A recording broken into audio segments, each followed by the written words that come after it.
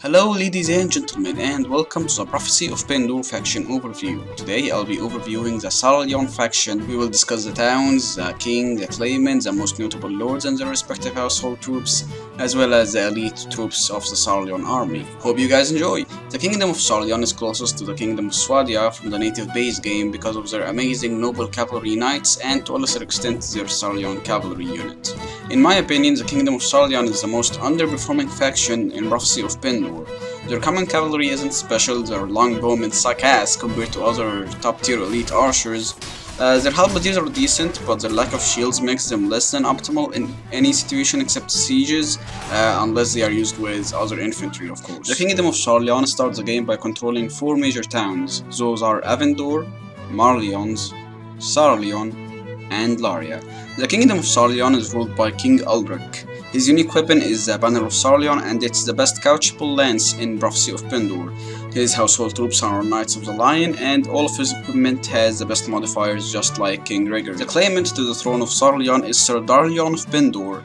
His household troops are Pendor Knights, and even though he is of the old kingdom of Pendor, his culture is still Sarleon and he will recruit Sarleon troops. Sarleon's most notable lords and their respective household troops are Baron Alfred, Pitilus Reb, Knights of the Lion household troop; Duke Alfine, Martial Reb, Marleon's heavy cavalry as household troop; Duke Alamar, Martial Reb, Rangers of the Clarion Call as household troop; Duke Brunis, Bad-Tempered Reb, Knights of the Lion as household troop; Baron Cadrian, Cunning Reb, Sarleon Rogue Noble Knights as household troop; Baron Eldred, Sadistic Reputation, Bindor Black Archers as household troop; Baron Godric, Good-Natured Reputation, Red Fletcher Longbowmen as household troop; Baron Herod, Upstanding Reb, Larian Sentinels household troop. The Order of the Lion is the factional knighthood order of the Kingdom of Sarleon. These guys are heavy cavalry. They are the best factional knighthood order in terms of proficiencies, but the Valkyries are better on the field.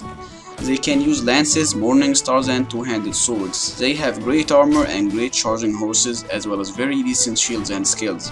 They have amazing proficiencies at 440, as well as 8 to 7 skills template. Overall, these guys are one of the best factional knighthood orders in Prophecy of Pendor and definitely worth utilizing if you have the chance. The Sarleon cavalry is a very spammable key unit of the Kingdom of Sarleon's army. It's a very mediocre unit overall. They have 3 armor options, 2 of which are fucking awful. They use lances, maces, as well as one-handed swords. They are extremely spammable and can be used as fodder easily. They have okay shields, but they do have trash unarmored horses. They have okay proficiencies at 260 and 6 to 5 skills template. Recruit a shit ton of these guys, but don't expect any outstanding performance and expect very decent amount of casualties. Next we have the Sarleon Halberdier. These guys are the shock troops of the Kingdom of Sarleon. They take a decent amount of time to level up. They never come with shields, making them awful for a pure Sarleon army, as you won't be able to maintain a shield wall. However, the Sarleon Man-at-Arms is the unit before these guys, and they are not exactly awful and do have some decent shields. The Halberdiers have very high running and swing speed, as well as very high reach. They are amazing against cavalry as well as in sieges. They do have a similar performance to the Desharg as a spearman, and as with all shock troops, use them with shielded units in a shield wall formation. And now for the bad, the terrible, and the ugly, we have the Sarleon Armored Longbowmen. These seriously bad boys are the worst elite common foot archer in Prophecy of Pendor.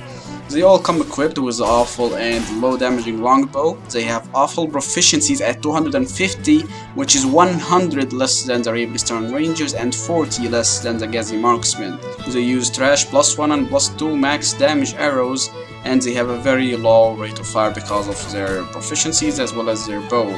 They can, however, come equipped with 2 quivers and are very easily spammable. I strongly recommend founding a chapter of the Rangers of the Clarion Call or owning Laria to turn them into Larian Sentinels. Otherwise, I don't really see any reason to use these guys over other archers. But hey, if you seriously have to use them, then put them on a vantage point and count the casualties. And now for the only redeeming unit in Sarleon's army. The best unit option from Sarleon, the Sarleon Knight. They have great proficiencies at 360 and 8 to 7 skills template. Decent charging horses, great shields, great armor. They come with lances, morning stars, as well as two-handed swords. However, they do have a very long time to upgrade. Without a doubt, the best noble elite unit in Prophecy of Pendor, able to rival even low-tier knighthood orders like Radiant Cross, Ebony Gauntlets, Falcons, Raven Spears, and even to a lesser extent the Griffins. And bear in mind they can be upgraded even further to Knights of the Lion.